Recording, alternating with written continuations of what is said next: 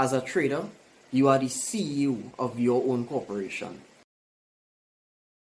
Guys, what's up? Let's get straight into it. So today we're going to be talking about what it really takes to run your own business as a trader. Because what a lot of people don't know is when you become a trader, you are essentially the CEO of your own corporation. I want you to think in terms of a company, think in terms of a business. You have different departments in a business. I want to explore what each of these departments mean for you as a trader. You're going to have your research and development department, you're going to have your sales department, you will have your accounts department, you're going to have your managers department or general managers, you're going to have human resources, and these are different departments that a different company will have, right? But before we get into that, I want to first talk about why it is important that you pay attention to what it is I'm going to tell you. Go back to the idea of a company and having different departments. If one of these departments should fail, the company itself will see a decrease in revenue. Let's be real. Any company, unless it's an NPO or a non-profit organization, any company is in business to make money. Do you agree with that? Put in the comments below if you agree with that. Your idea is, or the concept is to basically make sure each and every one of these departments is functioning at an optimal rate. I want to look at each department as a branch of what you will have to face in your journey as a trader. And if at any time any of these departments should start to falter or start to stumble, you as the CEO of the corporation need to pull up the managers of each of these departments. What exactly do I mean by department? What do I mean by that? This is not something you typically hear in Forex or in the Forex industry. Department number one would be research and development. This department would typically be focusing on your back testing and your ability to try out a strategy, make sure it works, make sure it's efficient and consistent and producing profits. Sales. The sales department is likened to you actually taking trades. This department is in charge of making money for the company. Accounts department. As you know, most companies, if not all companies, big companies will have an accounts department for payroll, dealing with taxes, dealing with balance sheets, profit and losses. I'm sure you're seeing where I'm going with this. Any company should have an accounts department, and it's the same thing with you.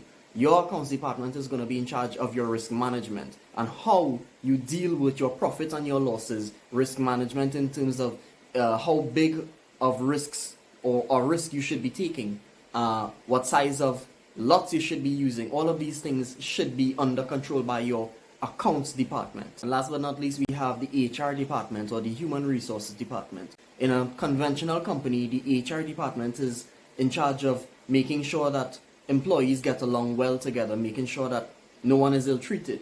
In your corporation as a trader, your HR department is in charge of the way that you deal with the market in terms of the way that you interact with everything that is going on in the industry. A lot of traders have this idea that the only thing that you need to be successful as a trader is to literally take the best trades. But there's so many other different things that are necessary for your success as a trader. And if it is you don't bring these things into control or bring these things under control, your company as a whole is going to stumble. Let's just say your accounts department, your HR department, and your sales department was working really, really good.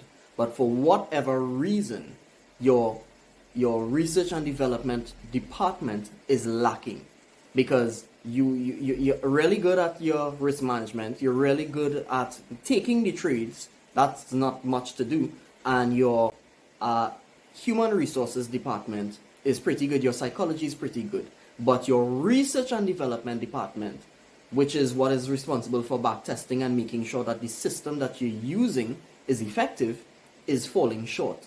You can have all of those other things working for you, and this one department is failing, you're not going to see success. The company is going to fall as a whole. You're going to see a decrease in revenue. And as a trader, your goal is to produce as much revenue as possible. This is where your trading plan comes in. Your trading plan is basically likened to the company's business perspective, right? I like to look at it as any company should know exactly what they are about and what it is they do, what they sell, who they serve, why they do what they do, where they do it, how they do it, when they do it. All of these things they need to know. The same thing goes for you as a trader.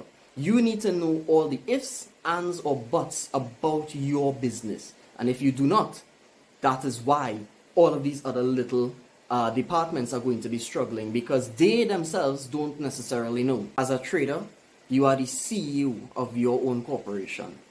Act like it. What can I do moving forward if I know that these are some of the things that I need to get under my control? The first thing I would tell you to do, and this is something that I personally do myself, is have an outline, a trading plan, something, a cornerstone, something to live by and build, and is a belief system that you have. You're going to focus on your HR department. What am I going to do when I am under stress? What am I going to do when I've lost too many trades? Am I going to allow the market to get at me, and am I going to allow the market to prod at me and take me down? Or am I going to be calm and collected and walk away from the market? That's your human resources department.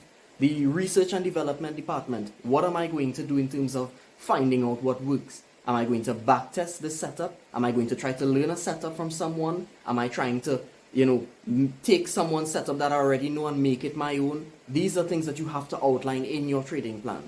The sales department, how am I going to execute these individual trades? Am I going to execute them in the London session, the New York session, the Asian session? Am I going to use a robot? Am I going to use an EA? Am I going to allow someone to give me signals and I just listen to them? These are things that you have to know. And last but not least, the accounts department, you need to obviously know what is your risk. The video I did yesterday, I spoke about risk, and risk is very important. It's one of the things that allows us as traders to stay afloat. If you are risking with your account, if you're basically applying proper risk management, you'll be surprised as to how long you can keep an account alive even when you are losing.